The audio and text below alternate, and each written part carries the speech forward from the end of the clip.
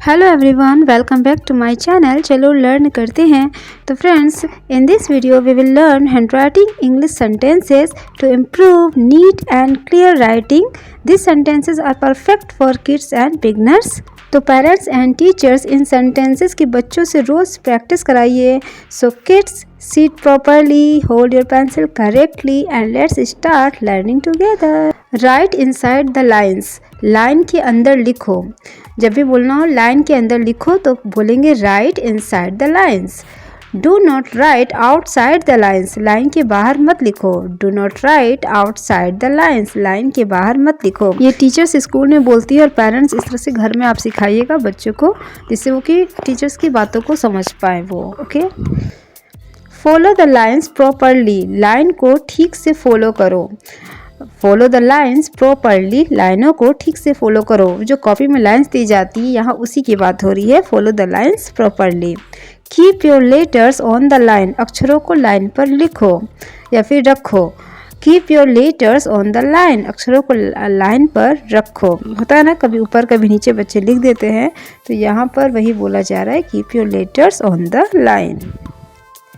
Hold the pencil properly. Pencil सही से पकड़ो। बच्चे पेंसिल गलत सलत पकड़ लेते हैं, तो उसी पे बोला जा रहा है यहाँ पर hold the pencil properly. Pencil सही से पकड़ो जिससे कि राइटिंग बैठ पाए। Do not hold the pencil too tight. Pencil बहुत ज़ोर से मत पकड़ो। डू नॉट या फिर don't hold the pencil too tight. Pencil बहुत ज़ोर से मत पकड़ो। ज़्यादा ज़ोर से पकड़ने से फिंगर्स में भी, उंगलियों में भी दर्द होने लगता है और राइटिंग भी सही ढंग से नहीं बैठती है, तो इस वजह से यहाँ बोला जा रहा है। तो फ्रेंड्स, आपसे एक ही रिक्वेस्ट है कि वीडियो को लाइक ज़रूर कर दीजिएगा और सब्सक्राइब भी कर लीजिएगा जिन्होंने नहीं किया है। Do not hold the pencil too loose. Pencil बहुत ढीली भी मत पकड़ो। Do not hold the pencil too loose. Pencil बहुत ढीली भी मत पकड़ो। Okay. Keep your fingers relaxed. उंगलियां ढीली रखो। मतलब ऐसा पेंसिल होल्ड करना है बच्चों को कि वो रिलैक्स में रहे, उनके फिंगर्स भी वो रिलैक्स रहे खुद भी, लेकिन ना कि ज़्यादा टाइट और ज़्यादा ढीला। ओके। तो कीप योर फिंगर्स रिलैक्स्ड। उंगलियां ढीली रखो, रिलैक्स रखो फिंगर्स को। तो टीचर्स एंड पेरेंट्स, अगर आप ये देख रहे हैं तो आप इस तरह से सेंटेंसेस बोल सकते हैं। आप भी सीखना चाहते हैं तो आप भी सीखिए और उसे लाउडली बोलिए ताकि आप बच्चों को भी सिखा सके। ओके, लाउडली बोलना है और बच्चों को भी वैसे ही बोलने के लिए बोलना भी है लाउडली घर पर, क्योंकि जब तक आप नहीं बोलोगे, आप नहीं सिखाओगे तो वो बच्चे कैसे सीखेंगे फिर, है ना। इस वजह से चलिए नेक्स्ट देखते हैं। Start from the top. ऊपर से शुरू करो। मतलब जब बच्चे राइटिंग लिखते हैं तो वहाँ बोला जा रहा है स्टार्ट फ्रॉम द टॉप। ऊपर से शुरू करो। गो डाउन स्लोली। धीरे धीरे नीचे जाओ। Go down slowly. धीरे धीरे नीचे जाओ। लिखते लिखते धीरे धीरे नीचे जाओ। Go down slowly. Lift your pencil. Pencil उठाओ। Lift your pencil. पेंसिल उठाओ। Join the letters properly. अक्षरों को सही से जोड़ो। Join the letters properly. मतलब ऐसा ना हो कि बच्चे एक लेटर लिखते हैं, उसका फिर दूसरा लेटर थोड़ा गैप दे के लिखते हैं, तो वही यहाँ पर बोला जा रहा है ज्वाइन द लेटर्स प्रॉपरली। अक्षरों को सही से जोड़ो।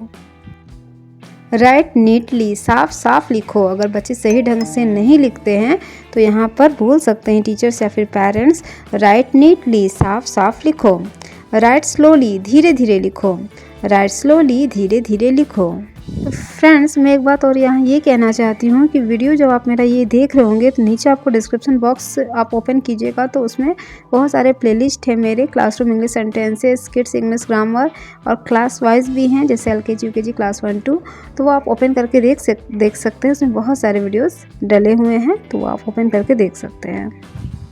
Open your notebook properly. Copy ठीक से खोलो।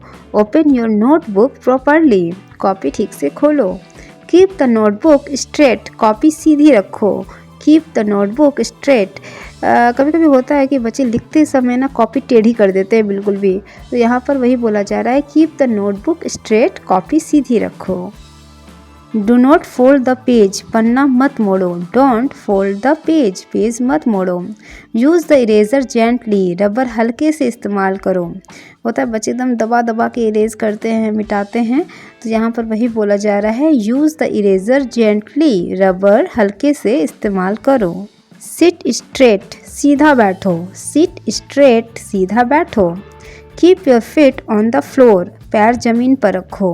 Keep your feet on the floor, होता है बच्चे कभी ऐसे बैठ जाते हैं, पैर ज़मीन पर नहीं रहते हैं उनके इधर उधर, तो इस वजह से यहाँ पर बोला जा रहा है keep your feet on the floor, पैर ज़मीन पर रखो। तो पेरेंट्स, मैं अगेन कह रही हूँ कि वीडियो पसंद आ रही तो प्लीज़ वीडियो को लाइक ज़रूर कीजिएगा। ओके, चलिए अब नेक्स्ट सेंटेंस देखते हैं। लुक एट योर नोटबुक, अपनी कॉपी देखो। लुक एट योर नोटबुक, अपनी कॉपी देखो। फोकस ऑन योर राइटिंग, अपनी लिखावट पर ध्यान दो। फोकस ऑन योर राइटिंग, अपनी लिखावट पर ध्यान दो। गुड हैंड राइटिंग, अच्छी लिखावट।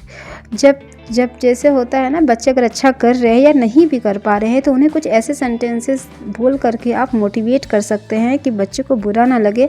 अगर अच्छा कर रहे हैं तो और अच्छा करने के लिए और उनको मज़ा आए कि हाँ मैं और अच्छे से लिखूँगा या लिखूँगी, और इनकरेज हो। तो इसके लिए ना आपको मोटिवेट करने के लिए सेंटेंसेस बोलने पड़ेंगे, जो कि बहुत ज़रूरी है, चाहे स्कूल हो या फिर घर हो।